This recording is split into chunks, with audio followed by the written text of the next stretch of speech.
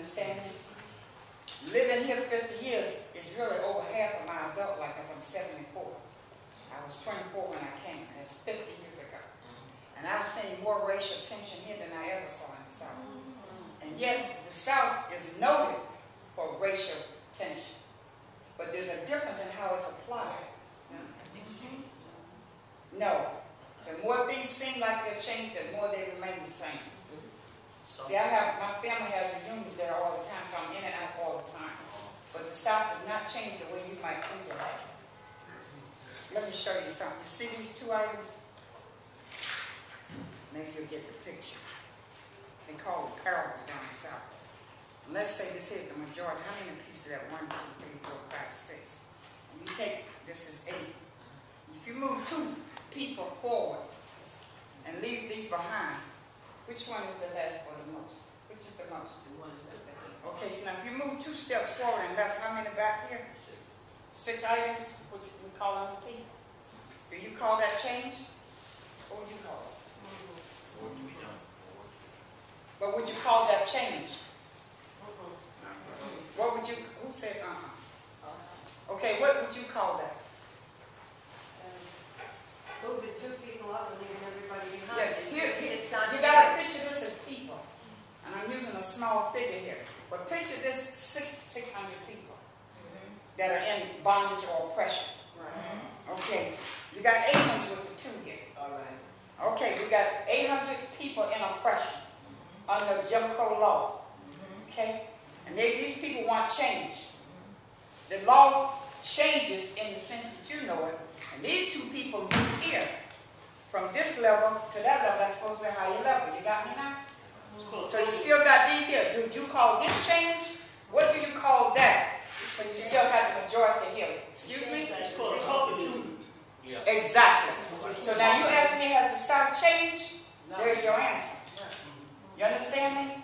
I left the South under a big lie as a young person. From the time I can remember when I was about 8 years old, it's funny this came up. But this was just discussed big time in Jersey the other day. It's amazing how the Spirit takes things around. Yeah. But I was about 8 years old when I saw I was 11, when I saw my first black man being lynched. To this day, it stands out in my brain. It really disturbs. I can't stand to see people, a man fight a woman, or any kind of violence coming from another nation or person or bullet, anything. It disturbs. I will get in your fight. You understand me? I get in it. Who can't fight around? I will get in your fight. You understand my point? Because that's the psychological thing. You see what I'm saying? So when I first got the first taste of all this, oh, you go north. I've seen so much racial stuff going on in the South. Girl, you go north. And north at that time to Southerners, where I come from, was New York and Chicago. So I dreamed from that time at 8 all the way up until I got there at 24. And I just knew what people told me was the truth. New York was supposed to be paid, streets was paved with gold. I swear to God. Didn't I tell you this story? Yeah. I really believe that. They will come down there with rented cars or some cars they got from somebody. We don't know yet where they came. And everything was great up here. And they had thousands of us school. All we could do was to come out of school and go to New York. We didn't even use the proper word, it was New York. Once I got here, I got teased so much for New York, I had to learn to say New York. You see what I'm saying? But the point I'm making is, they fooled you, just like a lot of things have happened to many African Americans in this country. They've just been lied to so bad. When I got here and saw the racism that took place in this part of the world, it was like you stuck a knife in me. And I said, Lord Jesus. I knew then, I hadn't been in New York for 3 days, that I was in the wrong place. Because I noticed the thing in the South between the racism here in the South.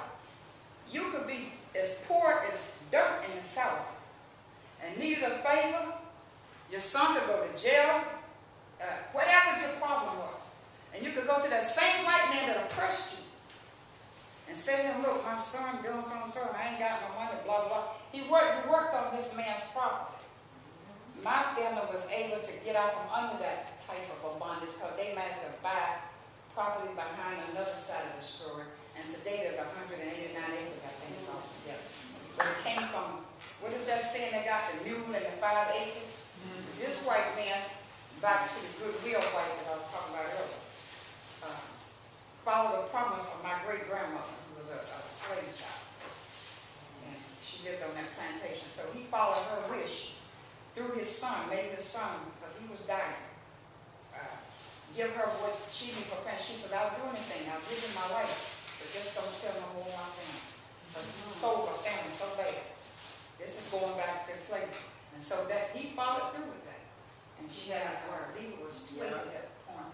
And they gave her a mule and something else I can't remember right now. And that's how she started the